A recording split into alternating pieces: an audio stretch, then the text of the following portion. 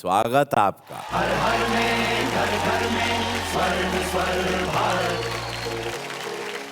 नमस्कार, स्वागत है आप सबका कथा के क्रम में।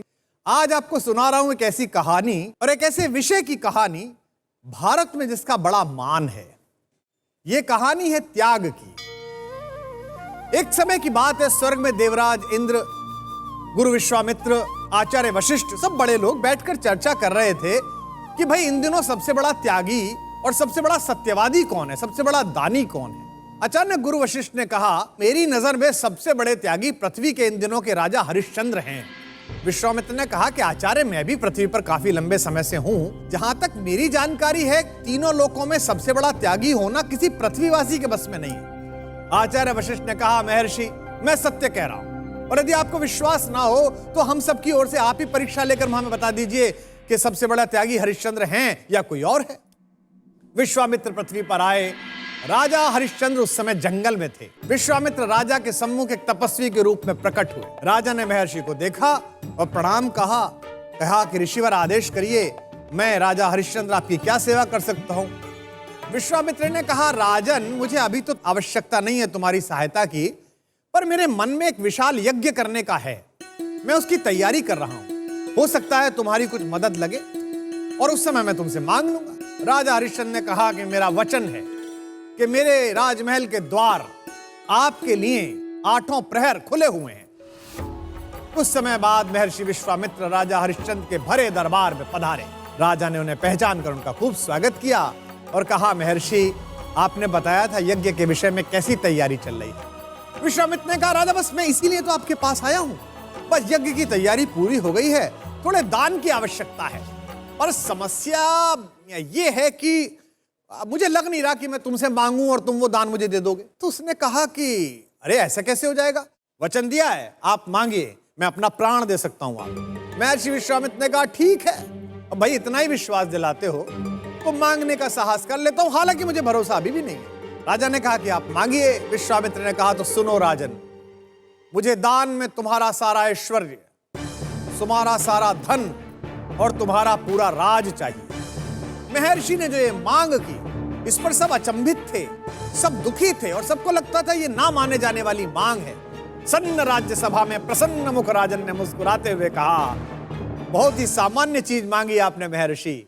मैं इस भरी राज्यसभा को, इन पंच तत्वों को साक्षी करके इसी क्षण आपको अपनी पूरी संपत्ति, अपना समस्त राजपाट दान करता हूं। महर्षि ने चकित होते हुए कहा, वाह राजन, ऐसा दान तो केवल तुम दे सकते हो। पर शास्त्रों में एक बात कही गई है कि दान का संकल्प बिना दक्षिणा के नहीं होता, दान के साथ कुछ दक्षिणा देनी पड़ती है। तो अब तुमसे दक्षिणा की भी अपेक्षा है। राजा ने कहा, बिल्कुल, मैं भी सहमत हूं, मानिए, आप क्या मांगते हैं? बोले, 1000 स्वर्ण मुद्राएं दक्षिणा में मिले। राजा ने अपने खजांची से कहा, सुनो, अभी 1000 स्वर्ण मुद्रा लेके आओ। खजांची उठने को हुआ तो विश्वामित्र ने उसे बढ़ जाके, बैठ जाओ, अब तुम्हारा राजा मैं हूं। कुछ ही क्षण पहले तुम्हारा राजा इस पूरी पृथ्वी का सारा राजपाट मुझे दान कर चुका है, और दान दी हुई वस्तु में से दान लेकर दान क्या करना? महाराज बोले, क्षमा करिए महर्षि, मैं भूल गया था। मैं संध्या तक आपको 1000 स्वर्ण मुद्रा दक्षिणा के रूप में दे दूंगा। महर्षि ने कहा, ठीक है, लेकिन शाम तक यदि मुझे दक्षिणा न दे पाए तो मैं तुम्हारा दान तुम्हें वापस लौटा दूंगा। चिंता में पड़े हरिश्चंद्र अपनी पत्नी तारा, जिन्हें कहानियों में और शास्त्र में शैव्या भी कहा जाता है, और अपने छोटे पुत्र रोहित को लेकर बाहर निकले। जब आदमी राज्य सत्ता में होता है, जब शक्ति में होता है, तो उसको लगता है कि सब कुछ सुलभ है, लेकिन संसार इतना आसान नहीं है। अब राजा सामान्य मनुष्य थे, कौन उन्हें 1000 स्वर्ण मुद्राएं देता? तो राजा ने स्वयं को दासों के दरबार में खड़े होकर कहा, मैं स्वयं की बोली लगाता हूं, जो मुझे खरीद ले, पर मुझे 1000 मुद्राएं चाहिए। नगर के द्वार पर जब हरिश्चंद्र ने यह ऐलान किया तो बड़े बड़े सेठ पीछे हट गए, कोई सामने नहीं आया।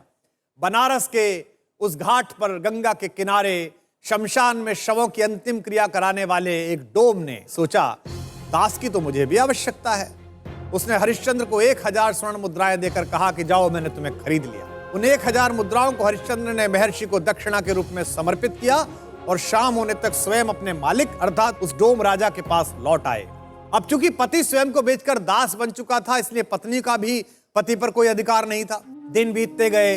जिस महारानी के सुंदर शरीर को धूप तक छूने से पहले दरबार से आज्ञा लेती थी, वो एक छोटे से घर में सुविधाहीन जीवन से लड़कर इतनी मलिन हो गई थी कि पहचान में नहीं आती थी। अचानक एक दिन दुर्भाग्य ने और बड़ा विष रोपा। आधी रात हरिश्चंद्र शमशान की व्यवस्था देख रहे थे कि एक स्त्री के रोने की आवाज उन्हें सुनाई दी।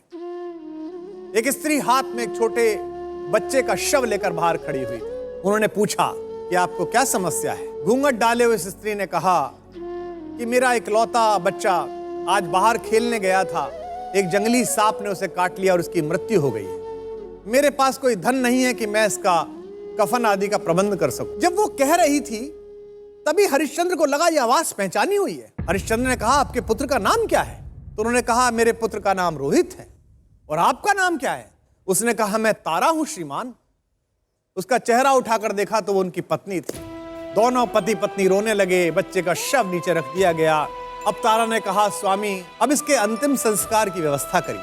हरिश्चंद्र ने कहा वो तो ठीक है, लेकिन कफन के बिना इसका अंतिम संस्कार नहीं हो सकता और कफन के लिए इस शमशान का मूल्य चुकाना होगा। तारा ने कहा कि प्रभु आप तो जानते हैं कि मेरे पास एक फूटी कौड़ी भी नहीं है। हरिश्चंद्र ने कहा मैं अपने स्वामी का दास हूं और स्वामी की आज्ञा है कि किसी भी व्यक्ति से बिना मूल्य लिए शमशान में उसका अंतिम संस्कार न करना। दोनों के सम्मुख एक अजीब संकट था और तीनों लोगों ने वो दृश्य देखा। बाहर से आए हुए आभूषणों से लदी रहने वाली, रेशम से बनी हुई साड़ियां पहनने वाली महारानी ने एक अपनी सूती साड़ी के आधे टुकड़े को फाड़ा और कहा कि मैं आधी साड़ी से अपना शरीर ढक लूंगी और आधी को आप कफन लेकर अपने पुत्र रोहित का अंतिम संस्कार करके अपने कर्तव्य का पालन करें। आकाश में बिजली कड़की। तीनों लोकों के देवता इस दृश्य को देखने लगे। महर्षि विश्वामित्र प्रकट हुए और उन्होंने भीगी आंखों के साथ हरिश्चंद्र को गले लगाया और उन्होंने कहा वत्स ये केवल तुम्हारे और तुम्हारे कुल का ही साहस है जो सत्यनिष्ठा और त्याग की इस इतनी बड़ी परीक्षा में सफल रहे। मैं तो देवताओं के कहने पर तुम्हारी परीक्षा ले रहा था वत्स।